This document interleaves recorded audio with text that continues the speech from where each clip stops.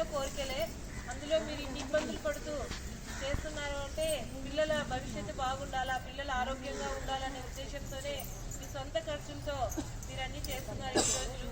ఇంతవరకు కూడా 4.5 సంవత్సరాలైనా కూడా గవర్నమెంట్ మిమ్మల్ని గుర్తించలేదు, మీకు ఇచ్చిన హామీలను కూడా ఇంతవరకు చేయలేదు.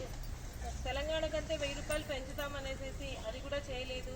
దానికి తోడు మీరే సొంత ఖర్చులతో గ్యాస్ సిలిండర్లు అయితేనేమి అన్నీ తెచ్చుకుంటున్నారు. సరైన సరుకులు కూడా మీకు ఇవ్వలేకపోవడం వల్ల పిల్లలు ఇప్పుడు చిన్న వయసు నుంచే ఎదుగుతున్నారు. ఆ ఎదిగే వయసులోనే వాళ్ళకి పౌష్టికాహారం ఉండాలనే ఉద్దేశంతోనే ఈ సిస్టమ్ పెట్టిండేది. పిల్లలు చిన్న వయసులో మంచి బలమైన ఆహారం తినాలా, ఆ తర్వాత పెద్దగైతే వాళ్ళు ఆరోగ్యంగా ఉంటారు, వాళ్ళకి రక్తహీనత కానీ ఇంకొక రోగాలు కూడా రాకుండా ఆరోగ్యంగా ఉండాలనే ఉద్దేశంతోనే ఈ సిస్టమ్ పెట్టి పౌష్టికాహారం ఇవ్వాలనే దాంట్లో పెడితే దానికే సరైన టైంలో పిల్లలకి సరైన ఆహారం ఇవ్వకపోతే వాళ్ళు పెద్దగైన తర్వాత కూడా వాళ్ళ ఆరోగ్యం ఎప్పటికీ బాగుండదు. ఒక డాక్టర్గా నేను చూస్తాను కాబట్టి మీకు చెప్పగలుగుతున్నాను. సో గవర్నమెంట్ మీ యొక్క హామీలని నెరవేర్చాలని కోరుకుంటున్నాను. త్వరగా మీ యొక్క సంబంధం నిర్వహింపజేసి మీ యొక్క హామీలన్నింటినీ నెరవేర్చి మీకు సంతోషాన్ని కలిగించాలని భగవంతుడికి కూడా మన రాష్ట్ర ముఖ్యమంత్రి గారికి మార్చి కొంచెం మీకు అవకాశాన్ని ఇచ్చేసేసి మీ కోరికని తీరాలని కోరుకుంటున్నాను.